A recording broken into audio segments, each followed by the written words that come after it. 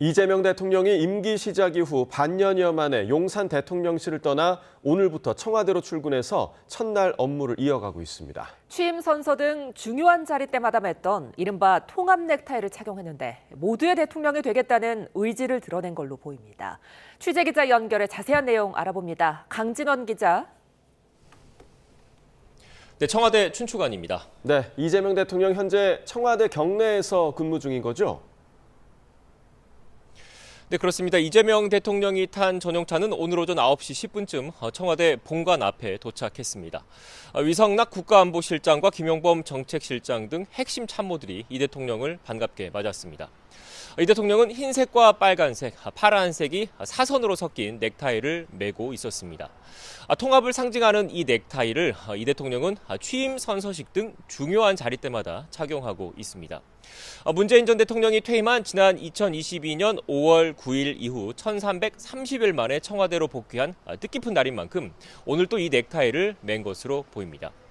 새로 시작하는 이곳 청와대에서 특정 정당 지지자를 넘어서 모두의 대통령이 되겠다는 각오를 다진 거란 해석입니다. 청와대 복귀 하루 전인 어제 이 대통령은 기획예산처 초대 장관 후보자와 헌법기관인 국민경제자문회의 부의장에 보수 진영 인사를 깜짝 발탁하기도 했습니다. 이 대통령은 청와대 첫 출근인 오늘 참모들과 주요 국정 현안을 점검하고 청와대 경내에 있는 국가위기관리센터도 방문했습니다. 앞서 오늘 0시엔 대한민국 국가수반을 상징하는 봉황기가 용산 대통령실에서 내려지고 청와대에 개항됐습니다. 이에 따라 오늘부터 대통령실의 공식 명칭도 청와대로 바뀌었습니다. 네, 청와대 내부에 여러 건물들이 있는데 이재명 대통령은 어디에서 업무를 보는 겁니까? 네, 대통령 집무실은 본관과 직원들의 업무 공간인 여민관 이렇게 두 곳에 마련됐습니다. 이 대통령은 업무동과 500m가량 떨어져 있어서 권위적이고 효율성이 낮다는 지적을 받는 본관보다는 주로 여민관에 머물 것으로 보입니다.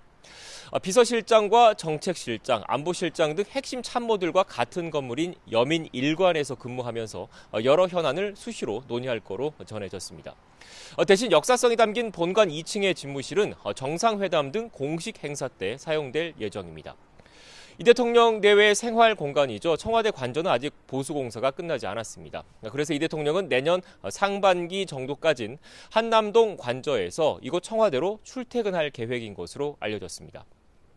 청와대는 주변 경호구역을 최소화해서 시민 불편을 줄이고 생중계를 늘려서 국정 운영 과정을 더욱 투명하게 공개하겠다는 뜻도 밝혔습니다. 대국민 소통을 강화해 청와대가 안고 있는 구중궁궐 오명을 벗겠다는 의지를 강조한 것으로 풀이되고 있습니다. 지금까지 청와대 춘추관에서 YTN 강진원입니다.